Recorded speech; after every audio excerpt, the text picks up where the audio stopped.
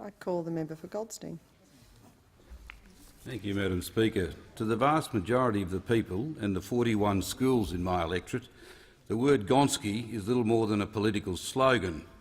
The Australian Education Bill, the government's hollow response to the Gonski Education Review, sets out aspirational goals. It is aspirational because the government has promised $9.8 billion in so-called new money for schools, but almost all of the money falls beyond the forward estimates, beyond the next 4 years, beyond 3 future elections. The Australian Education Bill was described by the Prime Minister as the most important bill of 2012, yet the bill is just 9 pages and 1,400 words long.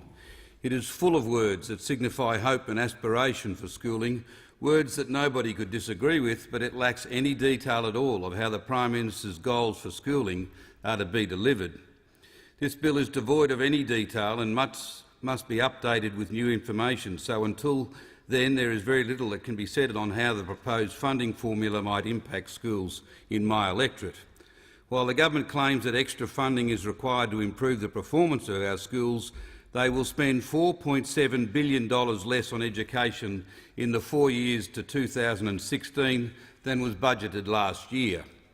On top of the discounted programs, there is a further $1 billion reduction in ongoing funding set aside for non-government schools when comparing last year's budget figures to this year's figures. This reduction in funding for non-government schools is very alarming for my electorate of Goldstein, which has the second highest concentration of private schools of any Victorian federal electorate.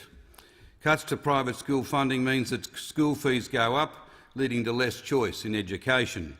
Families must have the right to choose a school that meets their needs, values and beliefs. Schools and parents must have a high degree of certainty about school funding so they can effectively plan for the future.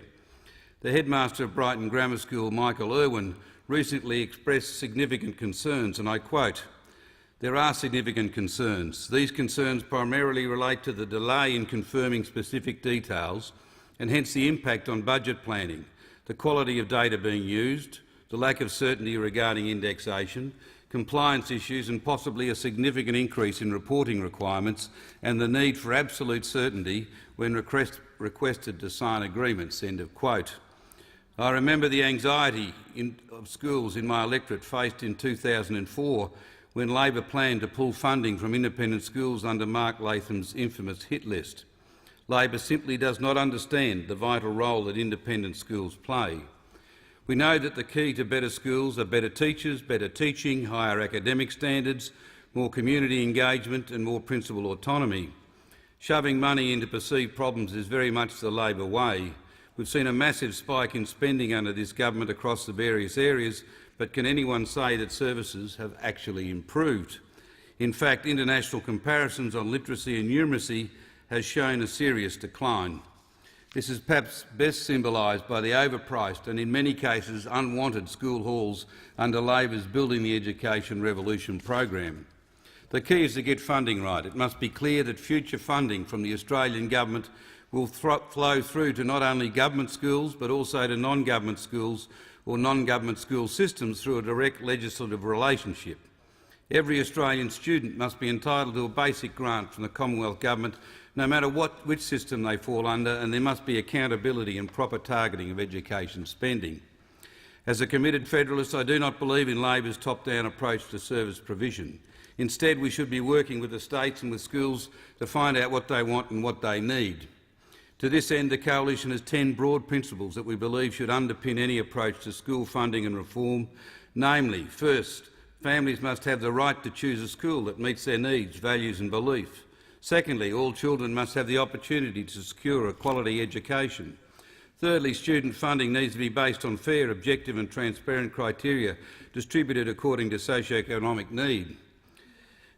Fourthly, students with similar needs must be treated comparably throughout the course of their schooling. Fifthly, as many decisions as possible should be made locally by parents, communities, principals, teachers, schools and school systems. Sixthly, school sectors and school systems must be accountable to their community, families and students, and every Australian student must be entitled to a basic grant from Commonwealth Government. and funding arrangements must be simple so schools are able to direct funding towards education outcomes, minimise administration costs and increase productivity and quality. The devil is in the detail, and the people of Goldstein wait with bated breath for the nuts and bolts of Labor's plan.